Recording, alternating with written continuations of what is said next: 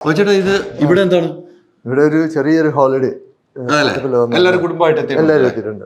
കുടുംബം അമേരിക്കയിൽ നിന്ന് ദുബൈയിൽ വന്നു. അപ്പൊ ആർത്തറിന്റെ 18th ബർത്ത്ഡേ ആയിരുന്നു. അപ്പൊ ഞങ്ങൾ വിചാരിച്ചു എന്നാ ദുബൈയിലങ്ങ് കൂടിക്കളയാന്ന്. കേരളത്തിൽ ഇടയ്ക്ക് പുതിയ സിനിമയുടെ ഒരു പ്രസ് മീറ്റ് ഇന്റർവ്യൂ ഒക്കെ കഴിഞ്ഞിട്ട് നേരെ കഴിഞ്ഞ് നമ്മുടെ ലിയോയ്ക്ക് ജോയിൻ ചെയ്തായിരുന്നു. അപ്പൊ അവിടെ ഒരു 2-3 ദിവസം എനിക്ക് ചെന്നൈ ഷൂട്ട് ഉണ്ടല്ലേ? ഇവിടെ നേരെ ചെന്നൈക്കാണ്. ഇനി നേരെ ഞങ്ങൾ ഫാമിലി ആയിട്ട് പോകാം. ഇനിയിപ്പോ ഒരു 1.5 മാസം ചെന്നൈയിലായിരിക്കും. അല്ലെങ്കിൽ അവിടെ എവിടെയൊക്കെ ഷൂട്ടിംഗ് ഉണ്ടോ അവരുടെ കൂടെ ഞങ്ങൾ സഞ്ചരിക്കും. അതല്ലേ? അല്ല, എനിക്ക് ഇവിടെ വന്നപ്പോ നമ്മൾ ഇങ്ങോട്ട് കേറുമ്പോ തന്നെ ആ കേരളത്തിന്റെ ഒരു ഫീല്, പച്ചപ്പും എല്ലാം ഉണ്ട്. അത് നമുക്ക് ഭയങ്കര ബാർ കൗണ്ടർ ഒക്കെ ഉണ്ടല്ലോ. അതൊക്കെ നമ്മള് കൊറോണ കാലത്ത് ക്ലോസ് ചെയ്ത. പിന്നെ അങ്ങോട്ട് പോകേണ്ട അറിയില്ലോ. ഇതൊക്കെ ചുമ്മാ ഒരു ഷോ ആണല്ലേ? കൊറോണ കാലത്ത് ക്ലോസ് ചെയ്തു അല്ലേ? ഞാൻ അങ്ങനെ ഒരു ഭീകര മദ്യപാനിയൊന്നും അല്ലാത്തതുകൊണ്ട് അതുകൊണ്ട് കൊറോണയിൽ ക്ലോസ് ചെയ്തു. അപ്പൊ അങ്ങനെ വല്ലപ്പോഴൊക്കെ വല്ലവരും വരുമ്പം സെർവ് ചെയ്യാം, അത്രേ ഉള്ളൂ. രസമുണ്ട് കേട്ടോ. ഇതെങ്ങനെയാണ് ഇവിടെ ഈ വില്ലയിലേക്ക് എത്തുന്നത്? അത് നമ്മുടെ ഒരു സുഹൃത്ത് വഴിയാണ് എത്തുന്നത്.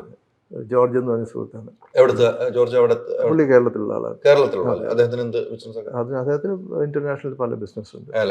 അങ്ങനെ നേരത്തെ ഉള്ള പരിചയമാണ്? നേരത്തെ സിനിമയിലൊന്നും ഇല്ല. സിനിമ പ്രൊഡ്യൂസിംഗിലേക്ക് ഒന്നുമില്ല. ഇല്ല അല്ലേ? എനിക്ക് പുള്ളിയുടെ വൈഫിന്റെ ഫ്രണ്ടാണ്, ക്ലോസ് ഫ്രണ്ടാണ്. അങ്ങനെ ഒരു ഫ്രണ്ട്ഷിപ്പ് ഉണ്ടല്ലേ? എന്തായാലും ഞാൻ ഒരിക്കലും പ്രതീക്ഷിച്ചില്ല ഞാൻ ഇവിടെ വരുമെന്നല്ലേ. അതാണ് ഞാനേ തേടിയെത്തും. അതെ, നമ്മൾ എങ്ങനെ പോയാലും കണ്ടുപിടിക്കും. നമുക്ക് എവിടേക്കും വന്നിട്ട് എന്തെങ്കിലും ചോദിച്ചൊക്കെ ഒരു വിവാദം ഉണ്ടാക്കി പോകുമ്പോൾ ഒരു സുഖമുണ്ടല്ലോ.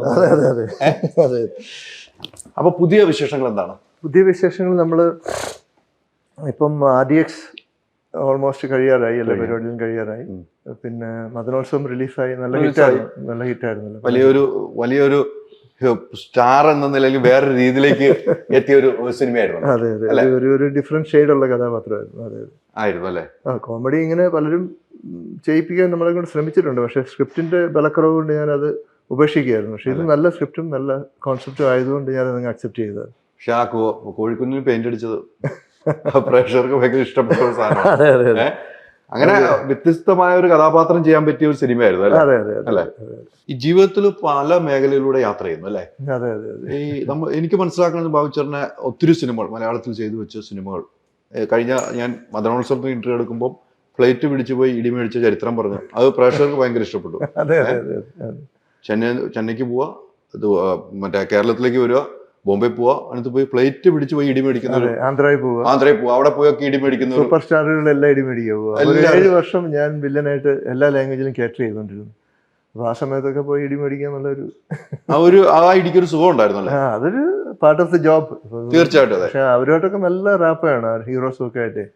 എല്ലാവർക്കും ഇപ്പോഴും മറക്കാൻ കഴിയാത്ത ഒരു ഹീറോ ആരായിരിക്കും? എപ്പോഴും മനസ്സിൽ ഓടിയെത്തുന്ന, പെട്ടെന്ന് ഓടിയെത്തുന്ന ഹീറോ? എല്ലാരും തന്നെ ഉണ്ട്, ഒരുപാട് ഹീറോ. എങ്കിലും പേരെടുത്ത് പറയാൻ എല്ലാവരും ഉണ്ട്. ചിരഞ്ജീവി ഉണ്ട്, ബാലകൃഷ്ണൻ ഉണ്ട്, വെങ്കടേഷ് ഉണ്ട്, നാഗാർജുന ഉണ്ട്, മമ്മൂട്ടി ഉണ്ട്, മോഹൻലാൽ ഉണ്ട്.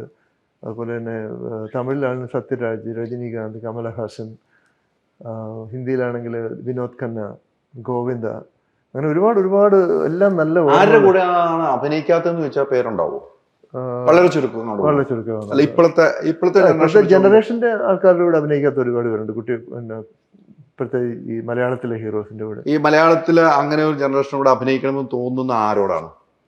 അത് അങ്ങനെ പ്രത്യേകതയൊന്നുമില്ല. എല്ലാവരുടെയും കൂടെ നമ്മൾ അഭിനയിക്കും. ഇപ്പം ഞാൻ ചെയ്ത പടമാണെങ്കിലും അതിനകത്ത് പെപ്പ ഉണ്ടായിരുന്നു, നീരജ് ഉണ്ടായിരുന്നു, പിന്നെ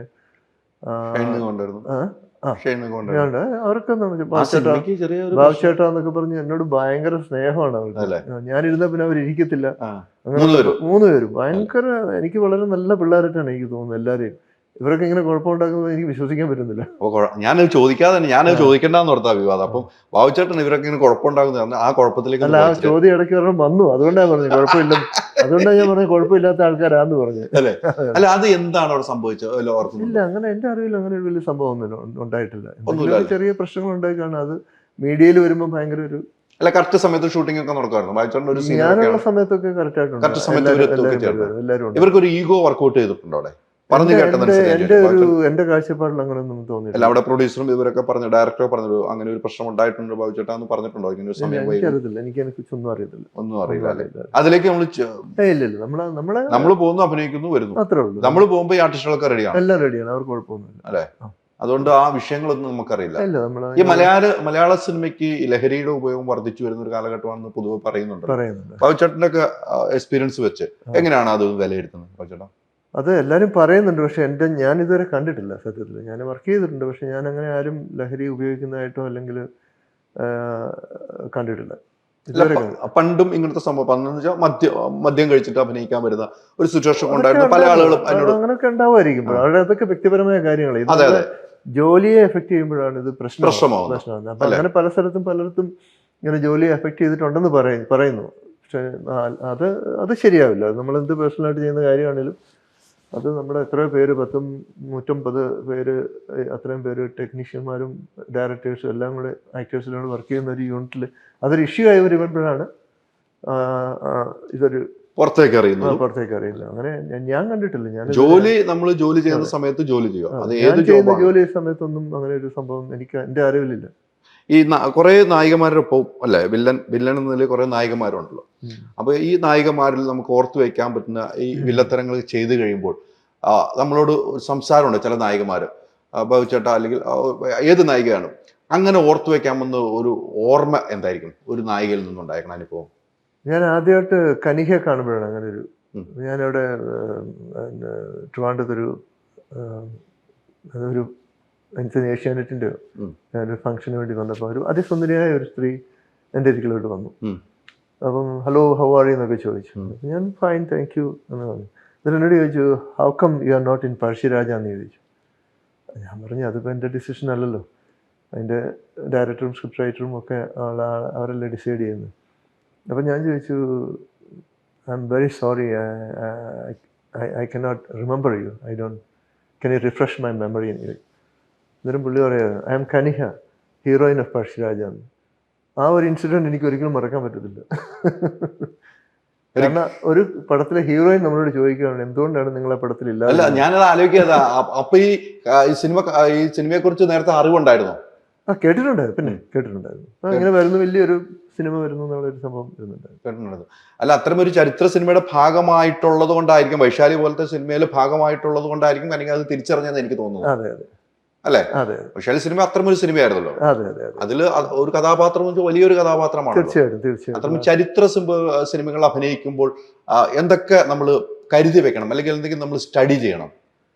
നമ്മൾ ബേസിക്കലി ഒരു ബോഡി ലാംഗ്വേജിന്റെ ഒരു സംഭവമുണ്ട്. അതായത് ചരിത്ര പുരുഷന്മാർ അന്നത്തെ കാലത്ത് അവരുടെ രീതിയിലുള്ള, ഇപ്പൊ കുറച്ചുകൂടെ കാഷ്വലായി ബോഡി ലാംഗ്വേജ്. അന്നത്തെ രാജക്കന്മാരും ഒക്കെ അതിൻ്റെതായ ഒരു പ്രൗഢിയിലും അല്ലെങ്കിൽ അതിൻ്റെതായ ഒരു ഇതിലൊക്കെയാണ് എപ്പോഴും ആ ഒരു മാനസികാവസ്ഥ നടക്കുമ്പോൾ ആ ബോഡി ലാംഗ്വേജിന് വ്യത്യാസമുണ്ട്.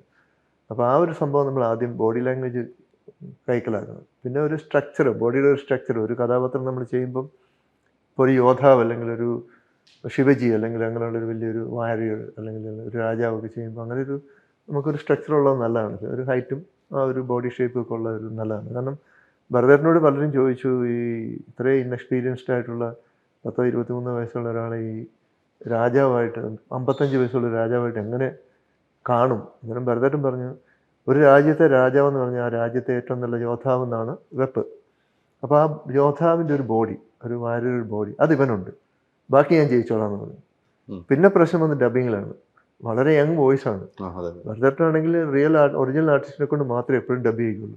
പക്ഷേ ഈ ഏജിൻ്റെ പ്രശ്നം വന്നു കഴിഞ്ഞപ്പം എന്നോട് പറഞ്ഞു, എടാ നിൻ്റെ വോയിസും കൂടെ ആയി കഴിയുമ്പോൾ ശരീരം തന്നെ യങ്ങാണ്, വോയിസും കൂടെ ആയി കഴിയുമ്പോൾ നമുക്ക് പ്രശ്നമാണ്. അതുകൊണ്ട് നമുക്കൊരു ആ ഏജിലുള്ള ഒരാളെ കൊണ്ട് ഡബ് ചെയ്യിച്ചേ പറ്റുള്ളൂ എന്നൊക്കെ ഒരു വളരെ ഇതായിട്ട് എന്നോട് പറഞ്ഞു.